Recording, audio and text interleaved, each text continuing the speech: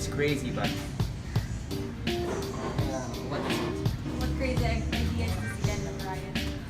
well, I think that we should build a very good company. What company? Are you kidding? Well, wait, come to think of it, we've all taken management courses before, and we really need the fund. That is not true. But can we really? I mean, what would be the company about? I think it should be something we're all interested in. I agree, so that we'll all be motivated to make this dream come true.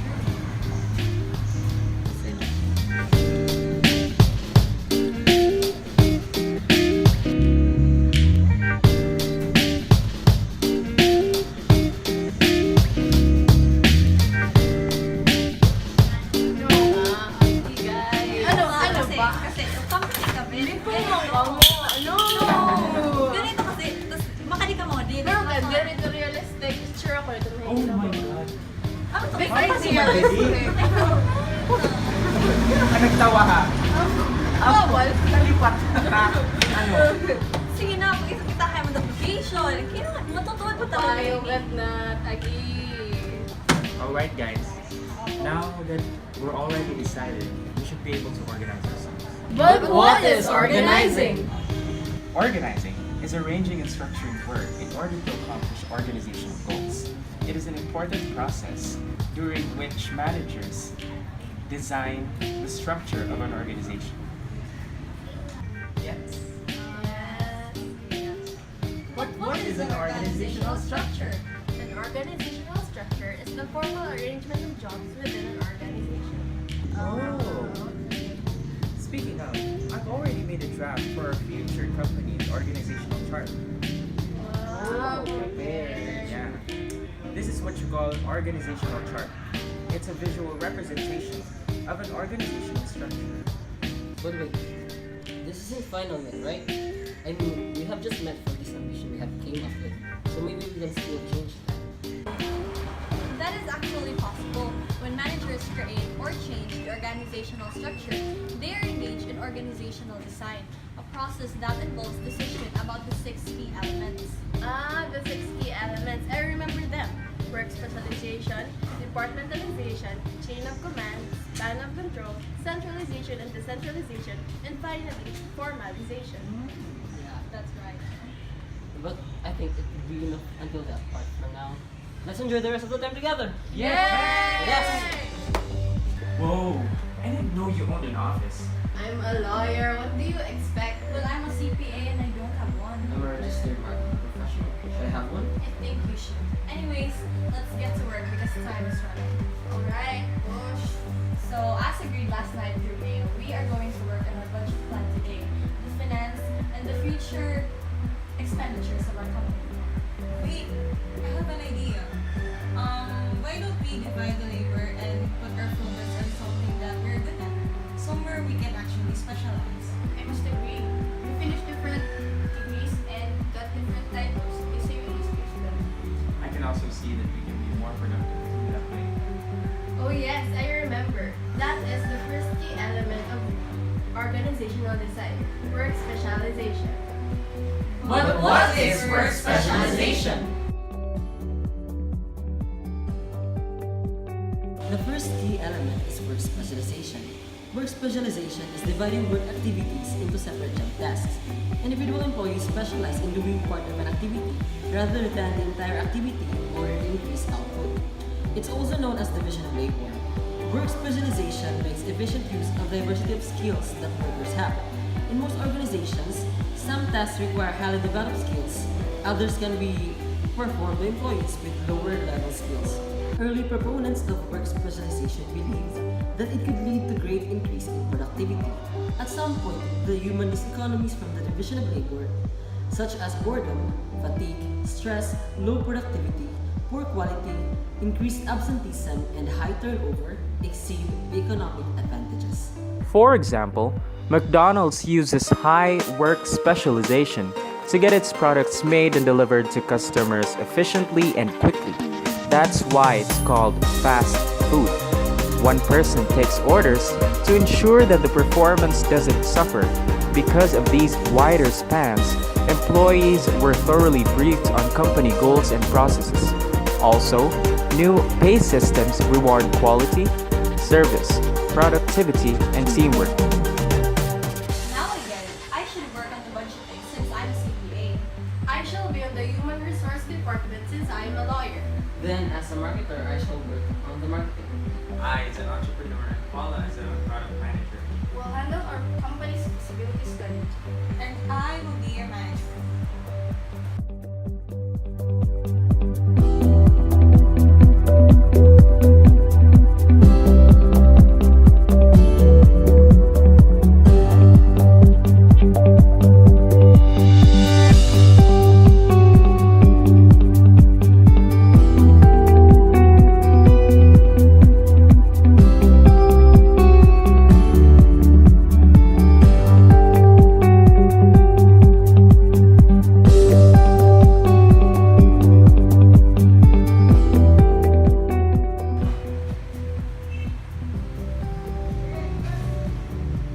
I think we should place larger budget in this one. Wait, I thought we all agreed on this work specialization thingy. I know, we should focus on our individual tasks on hand so that we'll reach our individual goals. I can work better when I'm alone. I think we should have private spaces. Wait, this is familiar. I think this is the second key element, departmentalization. But what is departmentalization? How jobs are grouped together is called departmentalization. 5 common forms of departmentalization are used, although an organization may develop its own unique classification. So the 5 common classification of departmentalizations are: first is the functional departmentalization, in which jobs are grouped according to function. Second is geographical departmentalization, in which jobs are grouped according to geographic region. The third is product departmentalization, in which jobs are grouped according to product line. The fourth is the process departmentalization, in which jobs are grouped according to product and customer flow. And the fifth is the customer departmentalization, in which jobs are grouped according to specific and unique customers who have common needs. For example, UPVTC. If we are to picture the University of the Philippines Visayas Tacloban College as an organization, we can see that it is actually divided into several departments. As for the school, they are called the divisions. In UPVTC, there are 4 divisions. We have the Division of Management, Division of Humanities, Division of Natural Sciences and Mathematics, and the Division of Social Sciences. Under these divisions are the different officers and faculty that are to reach the beforehand set goals of the division and the school as a whole.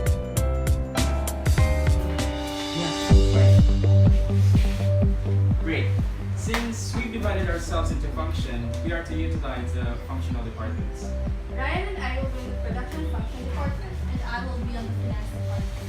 And of course, I will be on the marketing department. You guys stop talking and proceed to your works. We don't have forever to work on the planning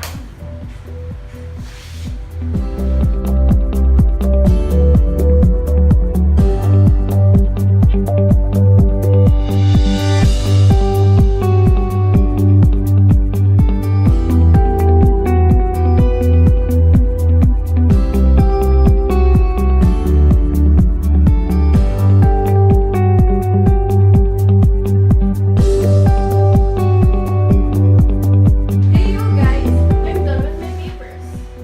Hey, can someone help me with this? Wow, you had to shout out loud. Thank you. What do we do then? We should report to someone. Who? Ooh, this is getting interesting. What? Why? Duh, the third key element of organizational design. Oh yeah. But what is chain of command? The third key element, the chain of command, is the line of authority extending from upper organizational levels to lower levels, which clarifies who reports to whom. Managers need to consider it when organizing work because it helps employees with questions such as who do I report to and who do I go to if I have a problem. Under this element, there are three sub-elements, namely authority, responsibility, and unity of command. Authority refers to the rights inherent in a managerial position to tell people what to do and to expect them to do it. Another early management writer, Chester Barnard, proposed another perspective on authority. This view, called the acceptance theory of authority, says that authority comes from the willingness of subordinates to accept it. If an employee didn't accept a manager's order, there was no authority. Line authority entitles a manager to direct the work of an employee. It is the employer-employee authority relationship that extends from the top of the organization to the lowest echelon according to the chain of command. As organizations get larger and more complex, line managers find that they do not have the time, expertise, or resources to get their jobs done effectively. In response, they create staff authority, which functions to support, assist, advise, and generally reduce some of their informational burdens. When managers use their authority to assign work to employees, those employees take on an obligation to perform those assigned duties.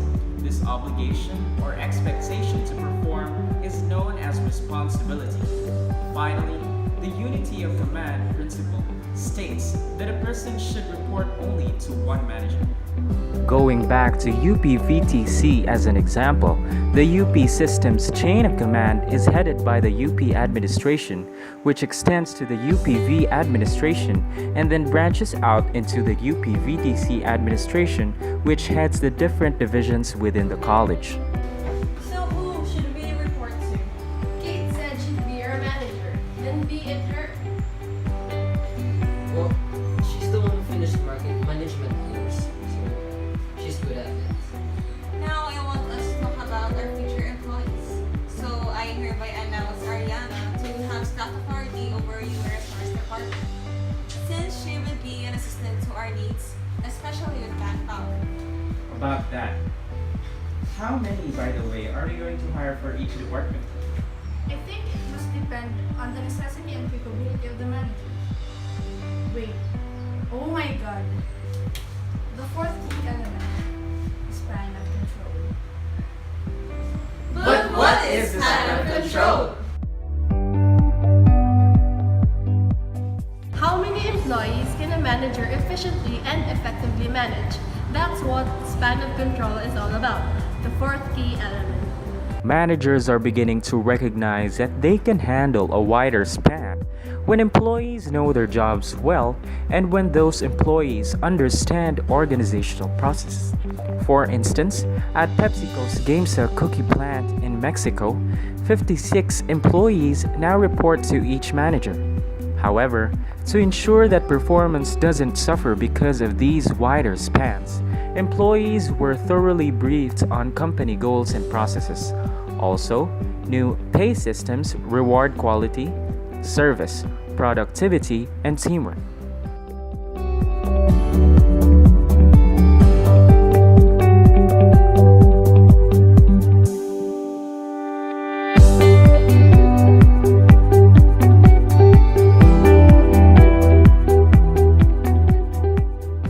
Hey, you just became the manager for like 2 hours and you've become way bossier than an 80-year-old unmarried old woman manager. Yeah, do you always get to dictate us what to do? Shut up. Then we have to choose between centralization and decentralization. What are those? The fifth key element of organizational design is centralization and decentralization. But what is centralization and decentralization?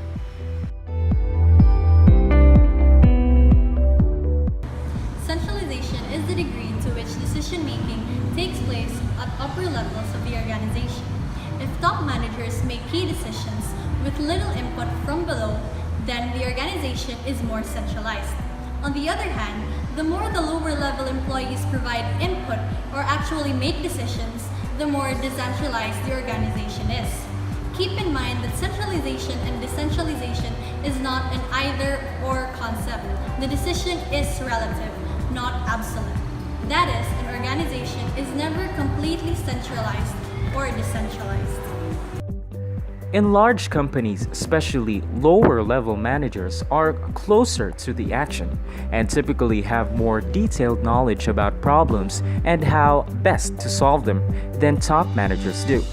For instance, at Terex Corporation, CEO Ron DeFeo, a big proponent of decentralized management, tells his managers that you gotta run the company you're given. And they have. The company generated revenues of over $4 billion in 2009 with about 16,000 employees worldwide and a small corporate headquarters staff. Then I shall say, it should depend on the situation at hand on which of the two to use. So it is like we're giving the employees the discretion to do things their way sometimes. But still, we need to ensure. I agree. Or these employees will exploit their freedom.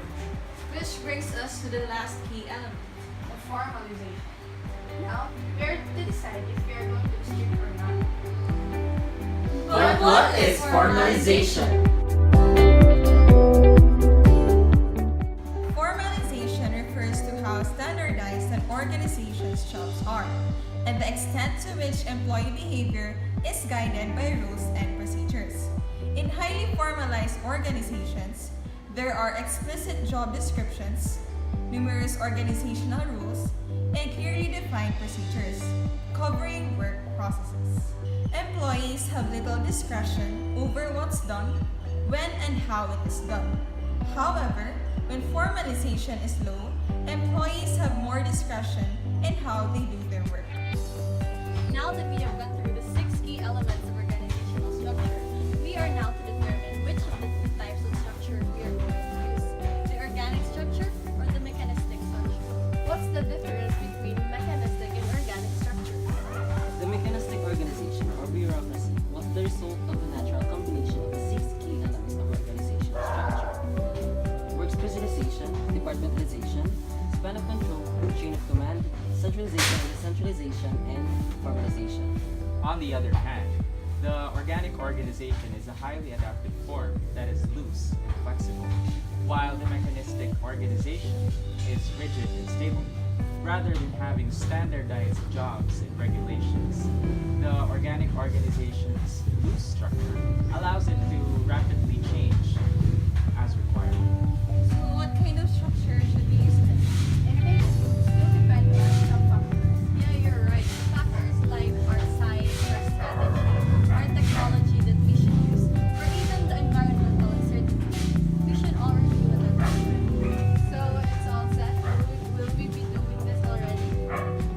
I think more planning could help, but otherwise we're on the right track. My gosh, we should